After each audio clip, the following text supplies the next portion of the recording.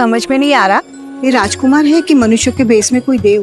एक उपाय है, हम इन्हें अपनी ये सारी वस्तुएं बेच देते हैं। मूल्य चुकाने के लिए इन्हें धन देना होगा। यदि इन्होंने धन दिया तो ये राजकुमार, और यदि इनके पास धन नहीं हुआ तो फिर तो ये देवता है, देवता। चलो।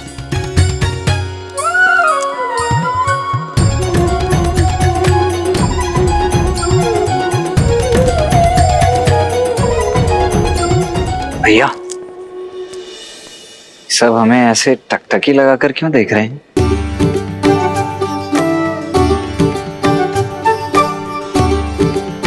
मेरे वस्तु तो ठीक ठाक लग रहे हैं ना? कहीं मेरे मुख पर कुछ लगा तो नहीं? देखिए तो। दिखाना लक्ष्मण, कुछ लगा तो है। क्या लगा है भैया? भूख। कदाचित तुम्हें भोजन चाहिए। हाँ, हो सकता है, परंतु यहाँ भोजन मिलेगा कहाँ? भूख की औषधि ये रही। लड्डू खाओगे? मिष्ठान स्वादिष्ट लगते हैं लक्ष्मण, खाओगे? सप्ताहों से वन के कंदमूल खाकर पेट भरा है भैया। खाऊंगा क्यों नहीं, अवश्य खाऊंगा।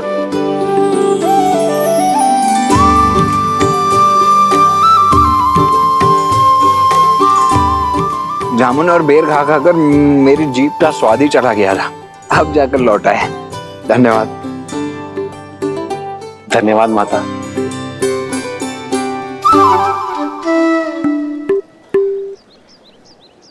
भैया, इस मिष्ठान के मूल्य के रूप में इन्हें देने के लिए कुछ धन है आपके पास? नहीं। तुम्हारे पास?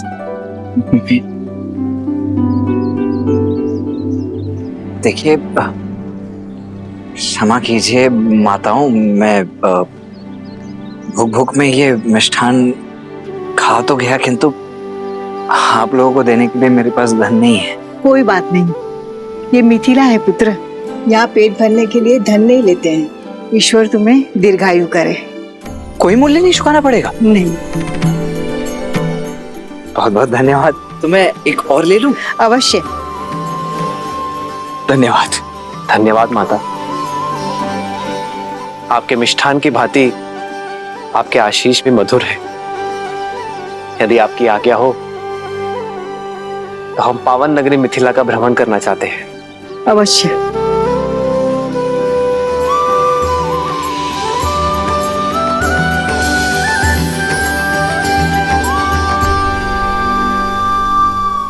चले लक्ष्मण? जी भैया। अब तो ये सिद्ध हो गया कि ये देव ही हैं।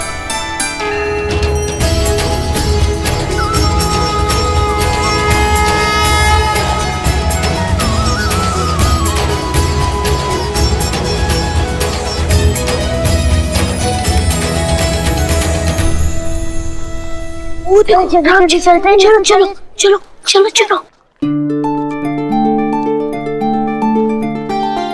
अरे क्या हुआ बच्चों, क्या देख रहे हो? सब लोग कह रहे हैं आप देव हैं, सच में है क्या?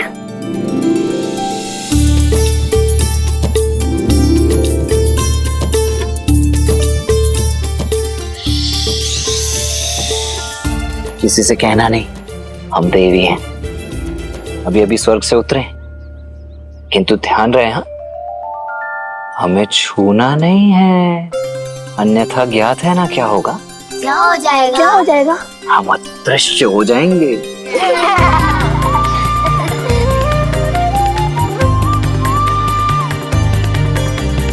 ये धनुष बहुत भारी है। नहीं, तनिक भी नहीं। हम दिव्य हैं तो हमारे धनुष भी तो दिव्य ही होंगे ना। वायु से भी हल्का है ये, चाहो तो स्वयं उठाकर देख लो। आओ।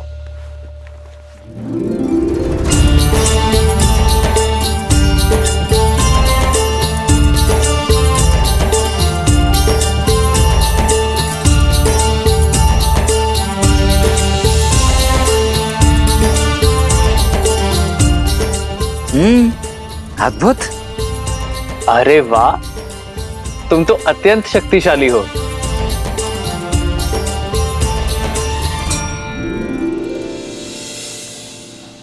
अरे आओ आओ, धनुष यात्रा यहाँ तक आ गई है। हर हर महादेव, हर हर महादेव, हर हर महादेव, हर हर महादेव।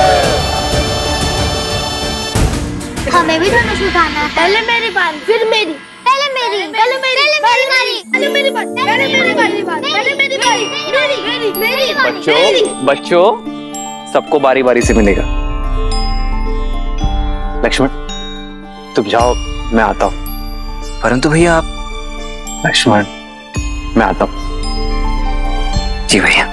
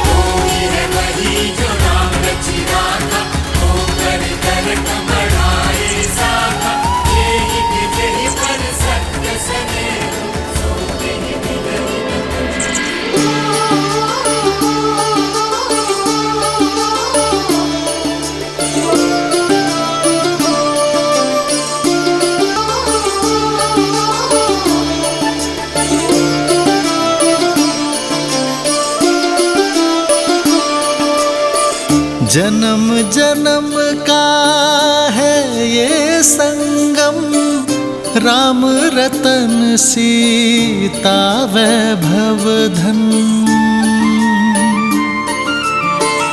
एक है पौरुष, एक समर्पण, एक है रूप तो दूजा दर्पण।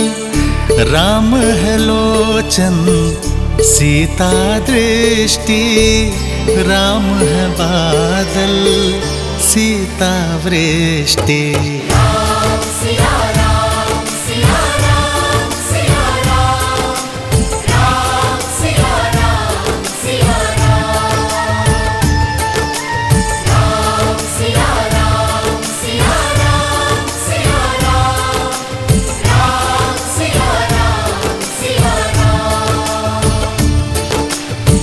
जन्म जन्म का है ये संगम, राम रतन सीता वैभव धन।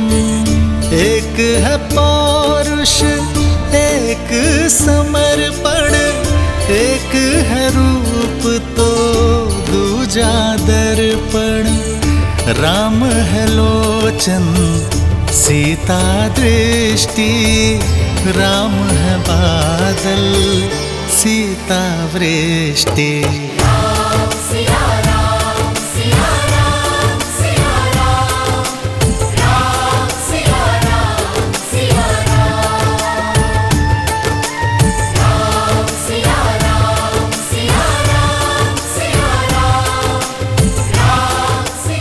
दीदी, कहाँ खो गई आप? धनुष गया आगे, चलिए।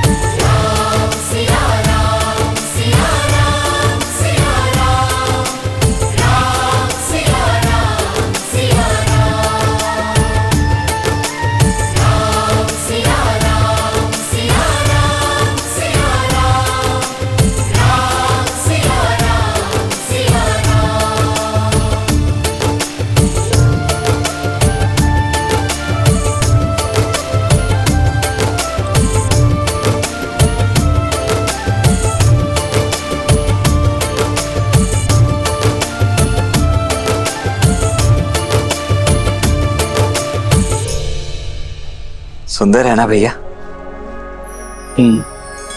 कितना दिव्य है, अद्भुत। भैया भैया, मेरे विचार से अब हमें चलना चाहिए। अधिक विलंब किया ना तो गुरुदेव क्रोधित हो जाएंगे। चल आइए। महादेव,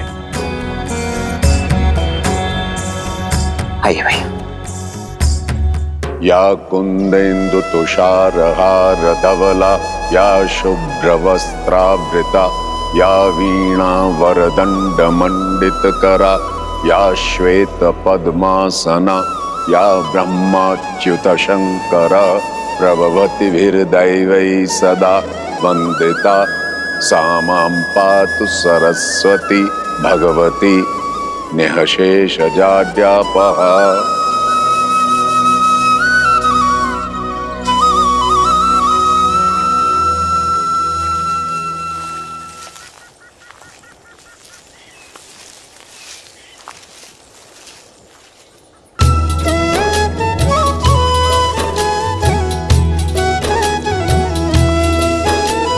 संग सचिव सुचि भूरी भट, भूसुर बर गुर ज्ञाति, चले मिलन मुनि नायक ही, मुदित राउ एहि भांति। प्रणिपात ब्रह्मर्षि।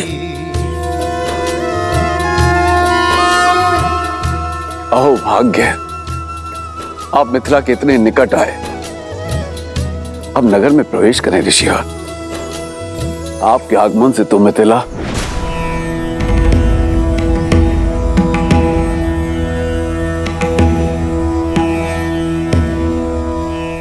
राजमहलों का सुख और ऐश्वर्य हम बहुत पहले त्याग चुके हैं मिथिलेश। उचित है गुरुवर। सुविधाओं का त्याग करने के पश्चात ही एक मनुष्य ऋषि बनता है राजा जनक।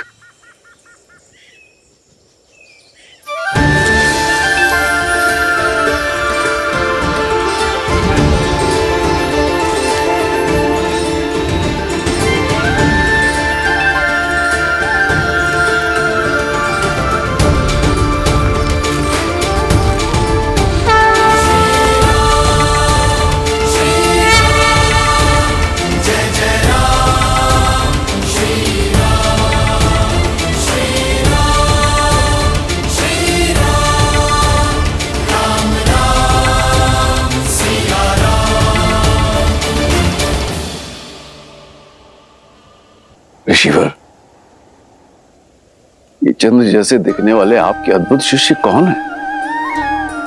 ये अयोध्यापति महाराज दशरथ के ज्येष्ठ पुत्र राम है।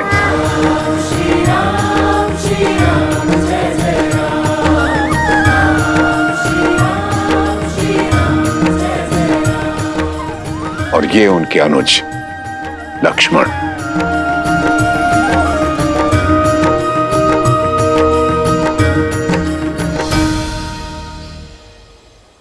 मैंने आप दोनों की पराक्रम और करुणा की गाथा सुनी कि कैसे आपने ताड़का और देवी अहिल्या का उद्धार किया।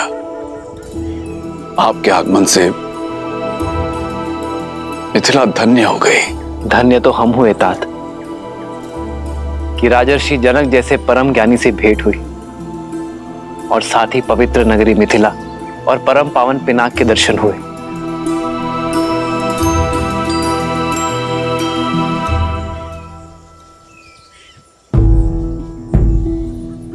ऋषिवर, आपसे एक विनती है। मैंने अपनी पुत्री के स्वयंवर के लिए अयोध्या भी निमंत्रण भेजा था, किंतु वहां से महाराज दशरथ का उत्तर आया कि राजकुमार आपके साथ हैं। कितना अद्भुत संयोग है ना, इस पावन उपलक्ष्य में आप इनको यहां ले आए। और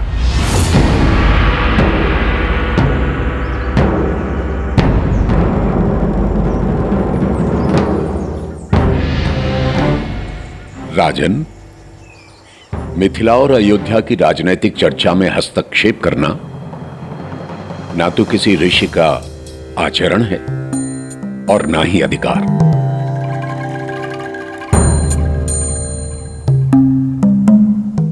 हम तो अपने शिष्यों के साथ जिस मार्ग से जा रहे थे, मिथिला उसके बीच में आ गए।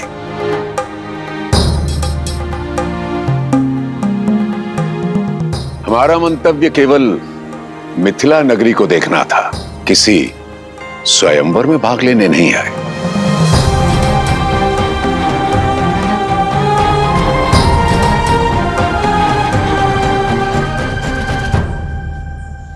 उचित है ऋषिवर, किंतु आप आशीर्वाद देने तो आएंगे ना। मुझे आपकी और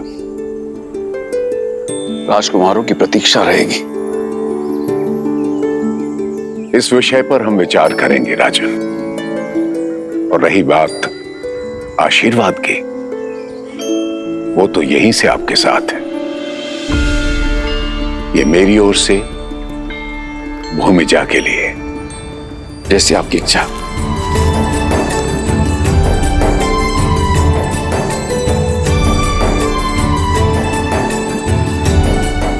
मणिपात ऋषिवर।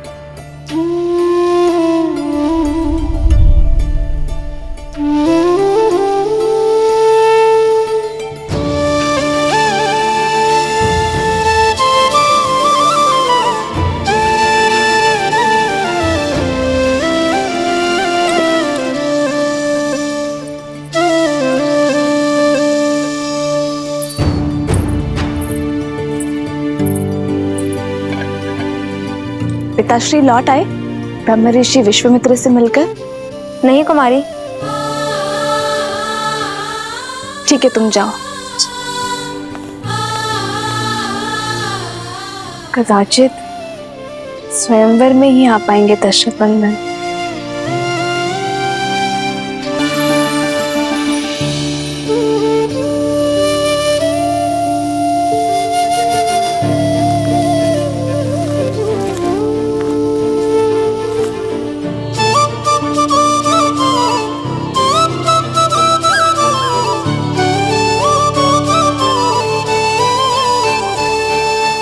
भैया,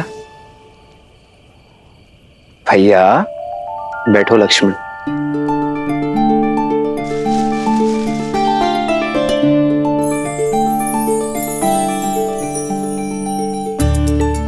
क्या बात है भैया, आज आपके चिंतन में चिंता का भाव नहीं, आनंद का भाव है। बात क्या है? एक ऐसी भावना ने मुझे स्पर्श किया है लक्ष्मण, जिसे मैंने कभी अनुभव नहीं किया। कुछ ऐसा जिसे शब्दों में नहीं बताया जा सकता। ये आप क्या कह रहे हैं भैया? आप प्रयास तो कीजिए, कोई शब्द तो होगा उसके लिए। प्रीत। प्रीत?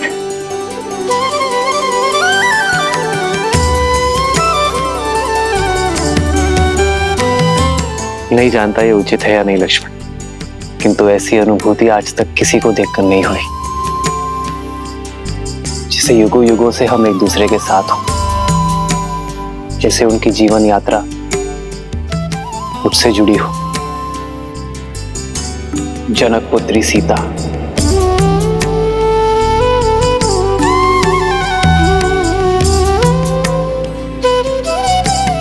उन्हें देखकर जो भाव मेरे मन में आया वो प्रीति है लक्ष्मण। भैया, तो भैया आप यहाँ क्या कर रहे हैं? जाइए स्वयंवर में भाग लीजिए और जीत लीजिए अपनी प्रीत को। प्रीत को जीतने के लिए अयोध्या की मर्यादा नहीं हार सकता लक्ष्मण। ये आप क्या कह रहे हैं भैया? इसमें अयोध्या की मर्यादा कैसे भंग हो गई? हमें अयोध्या निमंत्रण तो भेजा ही गया था ना, और फिर राजर्षि जनक भी तो हमें निमंत्रित करने स्वयं आए थे, देखा था ना आपने।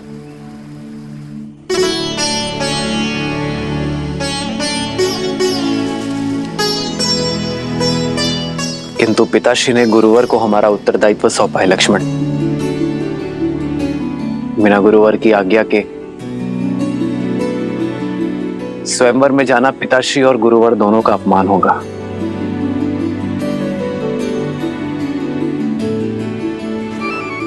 गुरुदेव को कैसे मनाएं? भैया आप चिंता मत कीजिए, मैं कल प्रातः होते ही गुरुदेव के चरणों में पड़ जाऊंगा। कैसे भी कुछ भी करके आपको स्वयंवर में भेजने के लिए उन्हें मना ही लूंगा।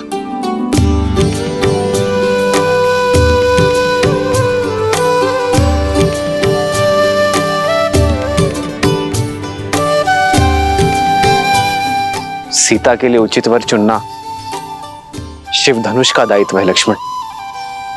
मेरी कामना है उन्हें सर्वश्रेष्ठ वर मिले जिसकी वो पात्र है।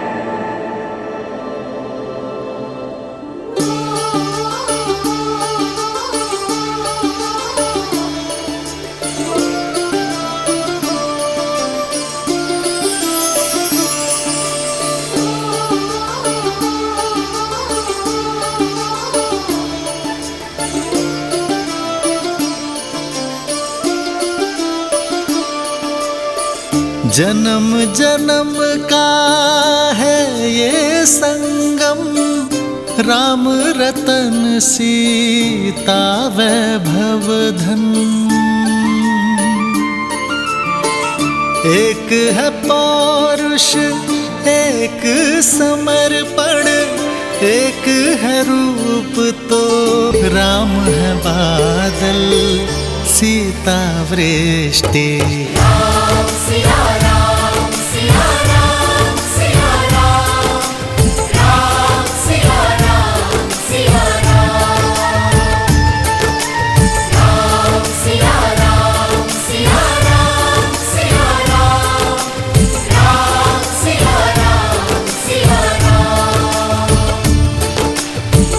जन्म जन्म का है ये संगम, राम रतन सीता वैभव धन।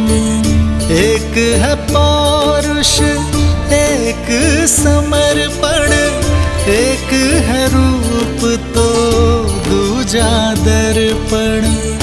राम है लोचन सीता दृष्टि, राम है बादल सीता वृष्टि।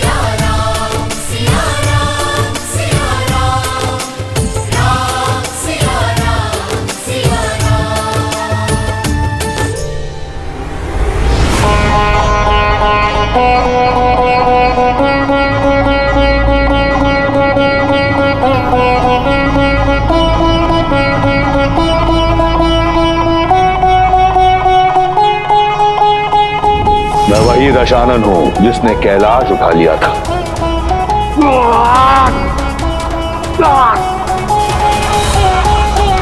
सीता ने उस धनुष को उठाया क्योंकि उसके हृदय में आभार था, कामना नहीं।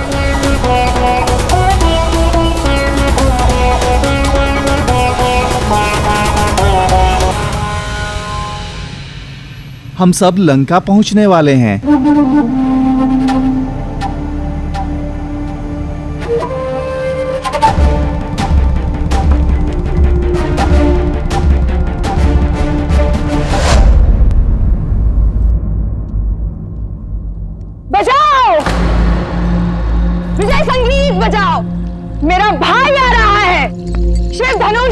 सीता दोनों को साथ ले आए हैं। बजाओ।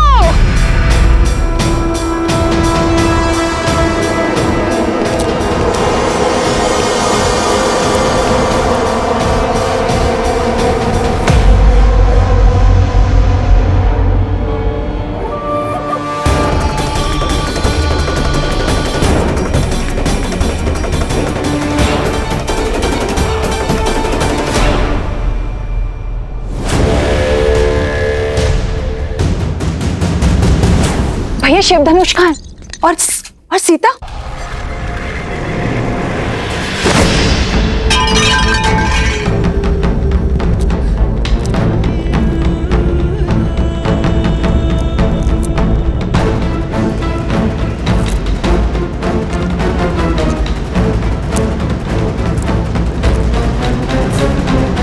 प्रसन्न हो, मैं सीता को अपने साथ नहीं ला पाया। कि आप सुरक्षित लौट आए, कि महादेव ने आपकी रक्षा की।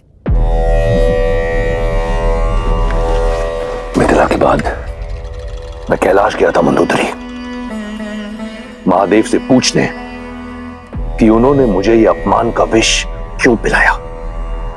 उन्होंने मुझसे कहा कि मेरे पास जो है मुझे उसी में संतुष्ट रहना चाहिए। फिर तो इसे महादेव की आज्ञा मानिए। वचन दीजिए मुझे कि आप महादेव के दिखाए हुए पथ पर चलेंगे।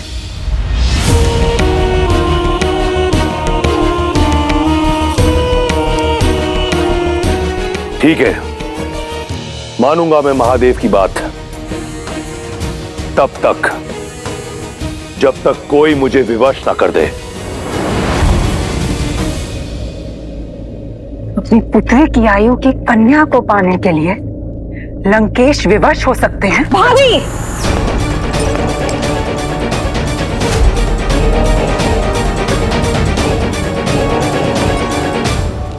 ऐसा क्या है जो आपको विवश कर सकता है? इस संसार में ऐसा कुछ नहीं जो दशानन को विवश कर सके।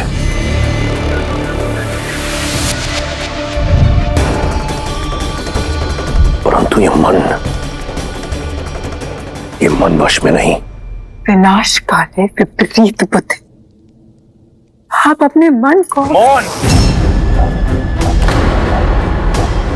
मौन मंदोदरी, स्मरण रहे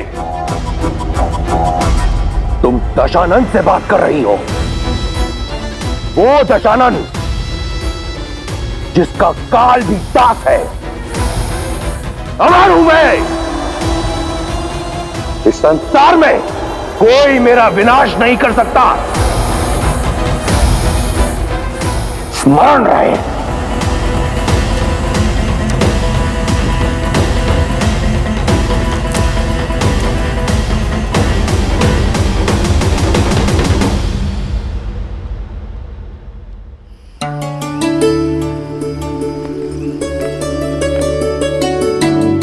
सीता,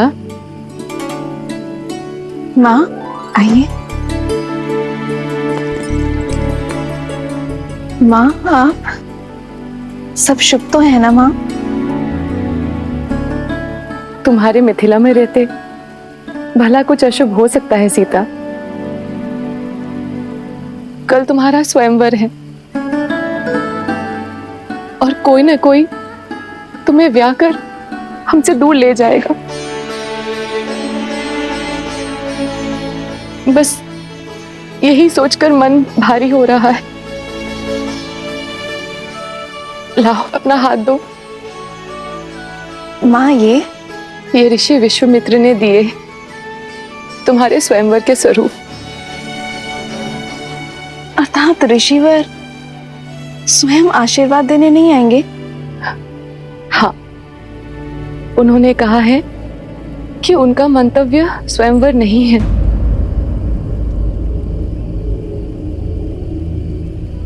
पुत्री, अब ऋषि महर्षियों की मन की बात कौन जान सकता है भला?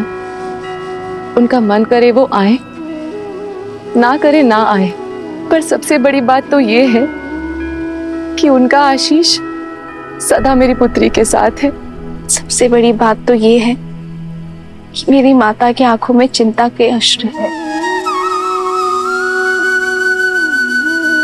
माँ, क्या मैं गौरी मंदिर जा सकती हूँ? गौरी माता से आपकी हर चिंता का समाधान लेकर आऊंगी। गौरी मंदिर जाने के लिए कैसी अनुमति सीता?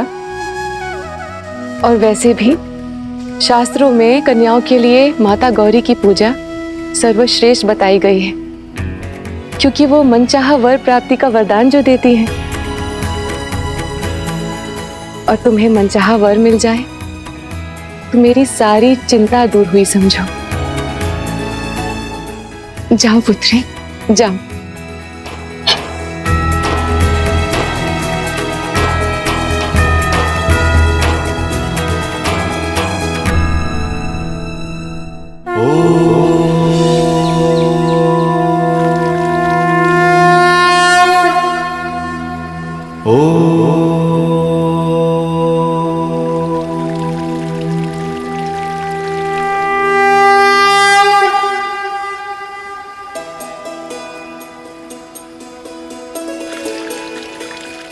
भैया, इस स्वयंवर में आपको भाग लेना ही होगा, क्योंकि देवी सीता के लिए दशरथ नंदन राम से सुयोग्य वर हो ही नहीं सकता।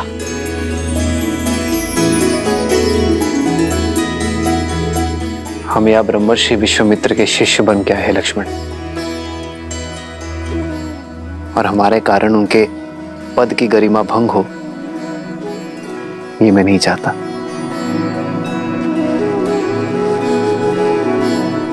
आपका ये अनुज ऐसा कभी नहीं होने देगा। आप निश्चिंत रहिए और देखते जाइए आपका ये अनुज क्या करता है। गुरुदेव स्वयं अपने मुख से आपको अनुमति देंगे। कर्पूर गौरम करुणावतारम संसार सारम भुजगेन्द्रहारम सदा वसंतम हृदयारविंदे भवम भवानी सहितम नमामि।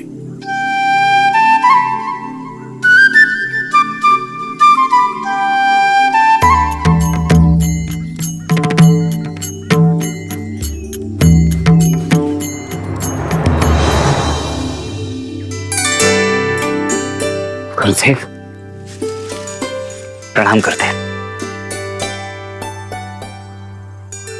कुछ कहना चाहते हो?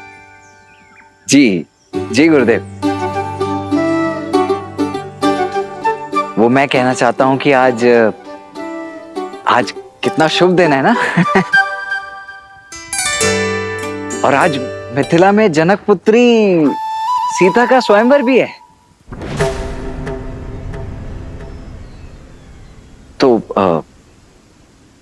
तो मेरा तात्पर्य था, मैं ऐसा सोच रहा था, मेरा ये मत है कि यदि राम भैया यज्ञ के लिए लकड़ियां ले आए।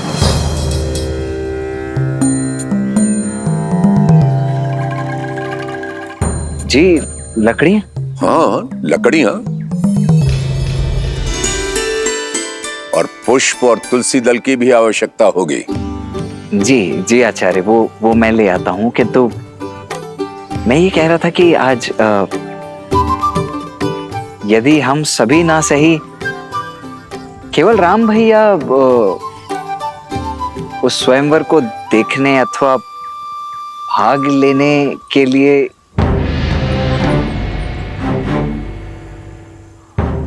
राम,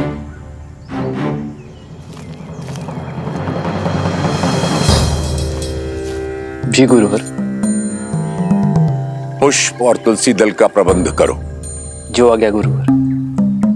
यहां से नहीं, नगर में एक गौरी मंदिर है, उसके उपवन में गुड़हल के बहुत ही सुंदर पुष्प खिले हैं और वहीं तुलसी दल की भी प्राप्ति हो जाएगी। जी। तुम लकड़ियां लेने नहीं गए अभी तक लक्ष्मण? जी जी जी, जा ही रहा हूं मैं अभी आचार्य। मैं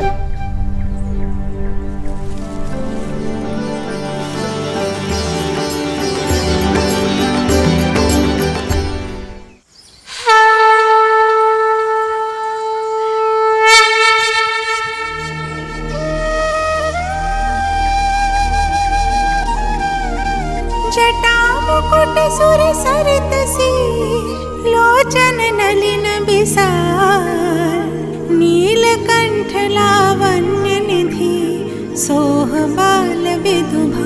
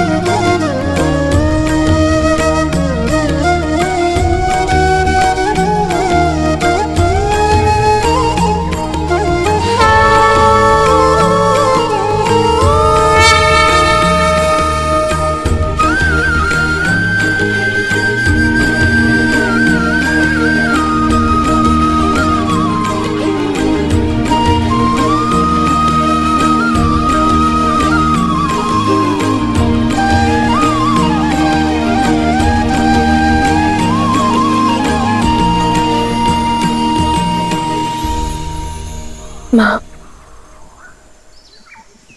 आप जानती हो ना कि मेरे मन में क्या है।